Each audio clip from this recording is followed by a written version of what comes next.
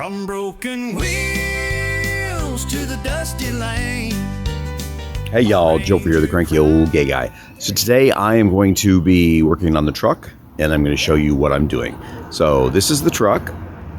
It's something special, isn't it? It's an old beater, 96 Ford Ranger, and I'm going to be replacing the solenoid today.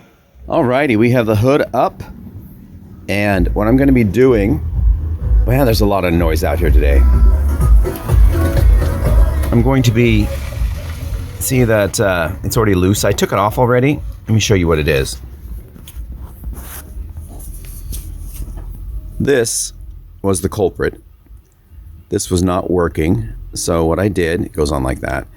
I tested with the ohm and I was getting readings that said it worked, but it wasn't. So then I put a screwdriver across these two while the battery was connected, and it did start the starter. It did, it gave me some power. So that tells me that this is bad. I also checked with my brother and said, is that what this means? And he said yes. So I had ordered this online because they didn't have it in the auto parts store. It was going to take a week to get. And it came in the mail. Well, it came via Amazon. This is not the same one, but it's the one that replaces this one.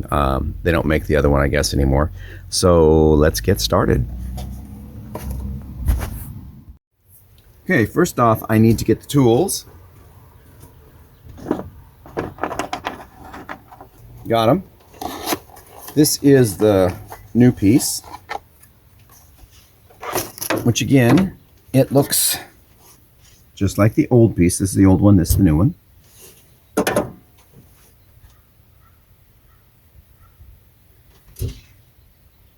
Let's do with that. There it is. So I'm going to get this out of the way. It's something we're going to hook up here in a second. And this was, how was this in here? I think it was like this. No, that wasn't it. That was down there with that. This was with this. This was here. I'm just looking for the other hole. Oh, there it is. I couldn't see it. Okay, it's up that way. So put that there. Ugh. Reach for the socket. Ah, crap. And that's not working there, so let's do it this way for now. Hold on. We'll try this extender instead. Excuse me, it's not an extender, but it's got an extended arm because it's more of a screwdriver type thing. So we take this like so. It's got to go in there. Get her started.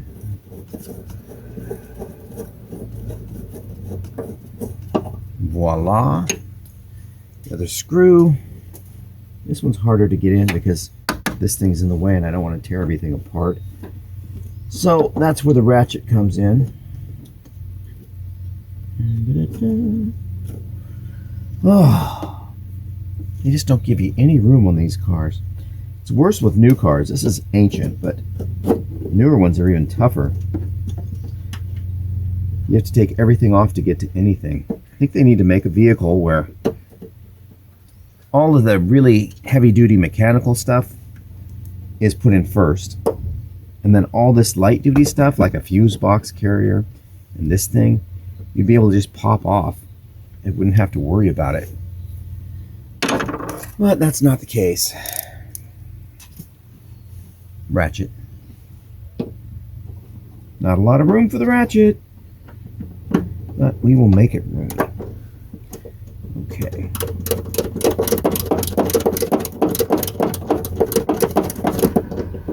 And it slips off.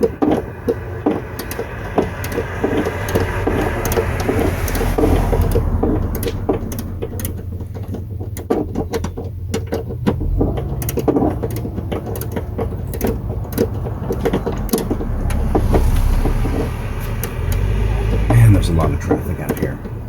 And I live on a side street too. It's not even a main thoroughfare. But that doesn't stop people from coming by a lot. Cheese sauce.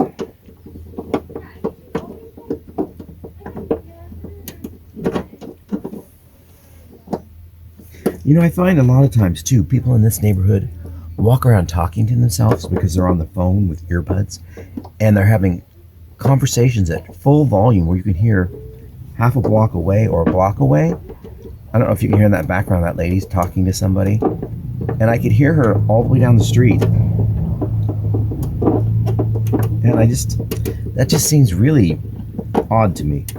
It's not something that I do or I would even feel comfortable doing. I don't even sit in my front yard and talk on the phone because, you know, the sidewalk's 10 feet away. Depending on where I'm sitting, I could be right next to the sidewalk. And that's a conversation, you know? I don't talk in front of an open window for the same reason. It's like, you know, I'm not going to bother people with my conversation. I also don't play the TV at a volume. If I have the door or window open, I'm not going to play it at a volume that people outside are going to hear. Why? Because that's rude. And when they do that, it just makes me cranky. Okay, so that's that. Now, we had this piece went on here, this piece went on here, and then this piece, this double, went like that. And you know something? What they didn't send me in this box was the bolts that went on this. So I'm wrong, I'm mistaken. They're right there. I was going to reuse the old ones because I saved them.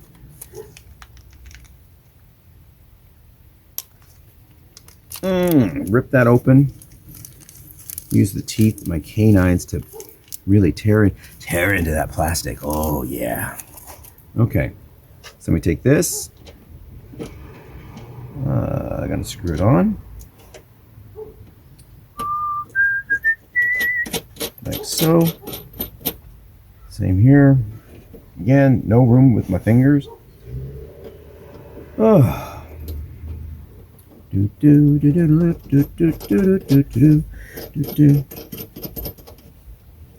Okay. And I've got this old crescent wrench I'm going to use to tighten these because I couldn't find my box wrenches. And finger tightening's just not enough. This old mangy thing. I've had this since, oh boy, the late 70s, early 80s. It's one of the first tools I got. I don't remember if it was given to me or if I bought it. I think one of my brothers might have given tools one year to all of us, like little pliers and wrenches and screwdriver sets. I'm guessing that's it. Probably, I would think it's because he gave out tools because he wanted people to be able to work on their own stuff and not ask him for help. Because yeah, for years and years, I asked him for help on cars. I had a question, and he would tell me how to fix it.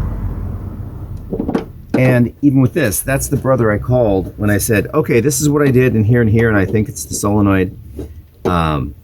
Because this started up, or it didn't start up, but it kicked the starter and engaged the starter. And he said that's what the problem was.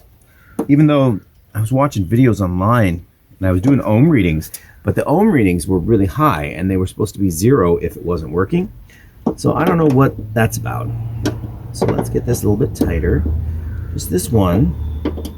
Boy, this crescent wrench has seen better days. It's all rounded off.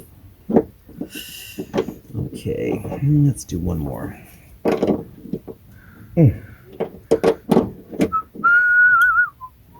So that means I have had this wrench. Oh my gosh, I'm 62 and I got it when I was like 18. So that was a long time ago. Wow. So 44 years? Or 44? Yeah, I've had this wrench 44 years. Can you believe that? This went to college with me. It's gone to every apartment, every shop I've had, every garage. every shed. Yeah, I noticed you're noticing those. Remember, this one I smashed when I was doing some wood stuff. I was tightening a bolt and it got pinched. These two I smashed hauling or moving a pile of slate stone that you'd like use in a patio. And this one seemed to take the bigger brunt. I know that 2 days after I did this whole finger swelled up. But I'd also gotten splinters in this one. I didn't know if it was an infection or not, but it only lasted a day as far as the swelling goes. But that's going to last probably another month or two. This is halfway out. It's taken 3 weeks for the blackness under the nail bed to move that far. So this is probably 4 more weeks, 5 weeks at least. And then I can trim it off as it gets out there. Enough jabber talk. We're here talking about fixing this car. We're not talking about my fingernails. And you know, people say, well, why don't you just work on it yourself? Well, sometimes I do, but oftentimes I don't work on a car. Why? Because every time I do, I end up getting all these little metal cuts in my fingertips. And I know mechanics will wear rubber gloves, but that's more of a grease thing. Because I've tried that too, and I end up just shredding the tips of my gloves. Okay, let's put the battery back on. I had it disconnected. I also discovered in researching this that I thought I had a short somewhere. This white stuff that you're seeing, that's baking soda because I cleaned all the cables and stuff before I put the new battery in. I had an energy draw. So the old battery I had in here, it would work and I'd drive around, and then if I parked for a day or two, the battery would go dead. And I had a neighbor came over one day and said, what are you doing on your truck? He's gone now, passed away, but this was years ago, and said, let me go get my whatever. And he was a diesel mechanic for Mercedes. And he came over though, and he tested my car, and he said, yeah, you have a short somewhere. And I had taken it into a garage, and I had paid, I don't know, $150 or something for them to fix the short. And they said that it was a wire that was pinched in the door. So the door light was staying on, even though you couldn't see it because the door was closed. There's a light, I guess, in the inside of the door that when you open it up, it shines a light. Anyway, he said that was always on. Well, that was fixed, and I still had this problem. In reading about this, it said when the solenoid starts to go bad, there's a good chance it's going to drain your battery because it'll always be pulling power, but the power won't be registering for the rest of the car.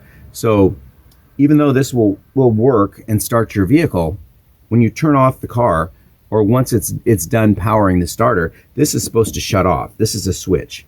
And if your switch is going bad, it'll continue to draw power from your battery, and that'll drain the battery.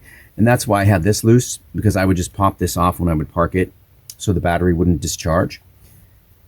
But now I think I'm going to be able to leave it hooked up if this is the case, because if this starts up, then I think we're golden, and I'll actually be able to drive this truck. So let's put the tools away, or out of the way, put it that way. And I had a little piece of rubber here somewhere.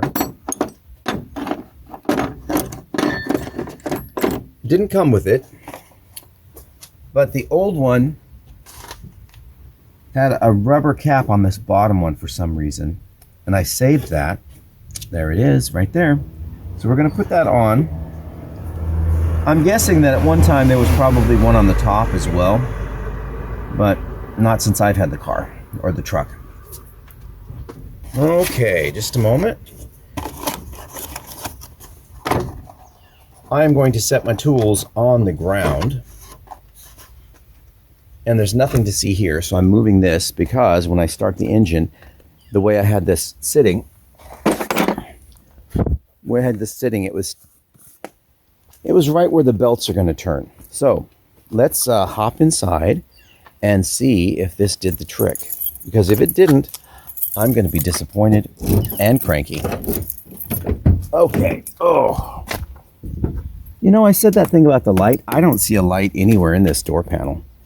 So I don't know what he was saying in the mechanic, but evidently that's what it was. So here we go. Put it in neutral. Look at that. Woo! Hear that? You know, I haven't driven this truck really in the last 6 months. Well, because the weather's been so crappy, and I use it in the summer for hauling, in the spring. Yard debris, gravel, mulch, if I have to go get lumber for something. But it hasn't, the battery hasn't been dependable. So I got a new battery last week, because the old one would no longer hold a charge, period. But it's the Solenoid. Here, someone's coming, let me close this door. There we go. That would be the neighbor. Okay, everyone. I think this solved the problem. You can hear it, and everything is good. And now, this is something else. I pulled up the rug because it was stinky in here, and the rug was damp. And in the past, steam moisture builds up in this truck. And the same mechanic that had come over and tested told me I had a short somewhere. He showed me where there was a drain hole right where the air vents are at the top, and if it gets plugged up, then it backs up and actually comes into the car. And that's what's been happening. So we cleaned it out. You cleaned it out with like a piece of wire, like a coat hanger wire. You have to really feed it in there. It's hard to see, and it's hard to keep clean. I don't know why they made it such a small hole. They should have made it, I don't know, the size of your pinky or something, but instead it was just a little teeny weeny. So I have to find that still, because we get rain year round. Not as much in the summer, but we still get a lot of rain.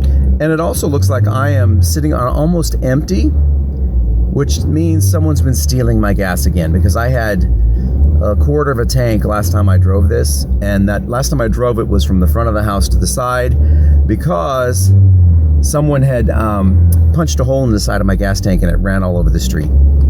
Yeah, in the middle of the night. Okay, we're almost on empty, so I need to turn this off, and I need to try to get this to a gas station.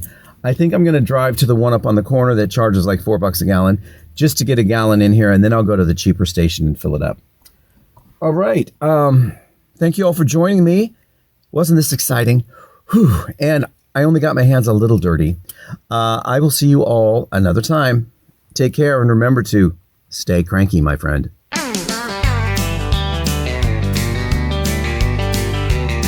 From broken wheels to the dusty lane, my Ranger cried out in a world of pain. With a wrench in hand and a spark of will, I set out to climb that repair hill. Diary of a broken Ranger, a Ford truck's dreams that will not die. Through every twist, through every bend, I'll fix that truck and make it mend. Diagnostics done, the plan was clear. Every little part drew me near. With patience, grit, and a touch of flair, a truck reborn no task would scare. Diary of a broken Ranger, a Ford truck's dreams that will not die. Through every twist, through every bend, I'll fix that truck and make it run again.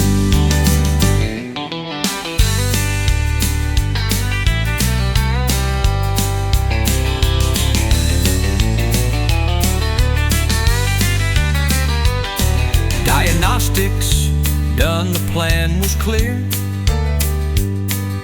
Every little part drew me near. With patience, grit, and a touch of flair, a truck reborn no task would scare. Diary of a broken Ranger, a Ford truck's dreams that will not die. Through every twist, through every bend, I'll fix that truck and make it run again.